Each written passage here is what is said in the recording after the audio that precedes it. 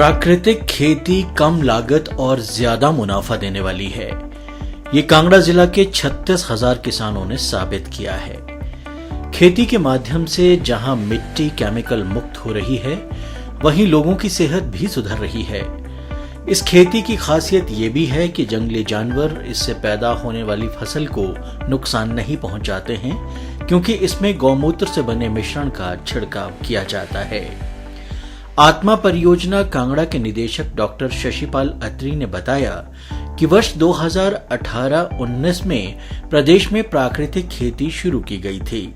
किसानों को प्राकृतिक खेती की ओर आकर्षित करने के लिए 6 करोड़ 86 लाख रुपए की राशि जारी हुई है, जिससे कांगड़ा के 37,500 किसानों को प्राकृतिक खेती का प्रशिक्षण दिया जा चुका है और वर्तमान में 36,000 से अधिक किसान इस खेती से जुड़े हैं। इसके अलावा किसानों को देसी गाय तथा प्राकृतिक खेती में इस्तेमाल होने वाले घटकों के लिए भी अनुदान प्रदान किया जा रहा है।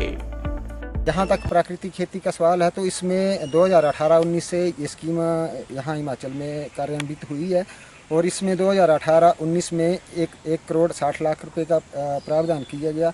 2018-19 में 2 करोड़ 34 लाख का और अभी 2021-22 में 2 करोड़ 92 लाख का इसमें प्रावधान जो किया गया है।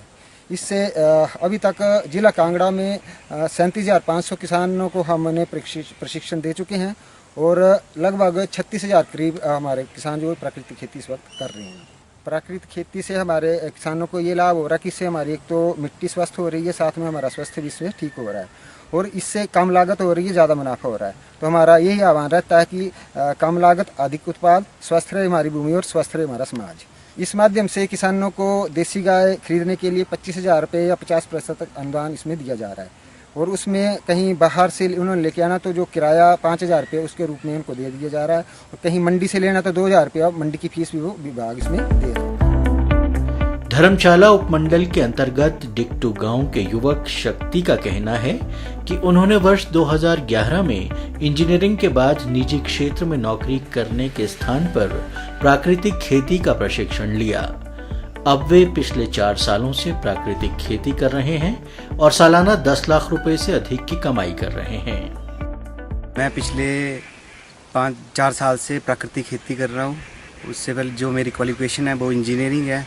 2011 में मैं इंजीनियरिंग कंप्लीट करके घर पे आ गया यहाँ पे। उससे पहले जॉब करी, तो जॉब में ऐसा हुआ कि हम घर से बाहर रह रहे थे और पोल्यूशन और बेरोजगारी ये काफ़ी सारे मुद्दे थे। तो उन मुद्दों को लेके मैं घर पे आया तो हमारी पुश्तैनी ज़मीन थी 30-40 कनाल, तो वहाँ पे आके मैंने फार्मिंग शुरू करी।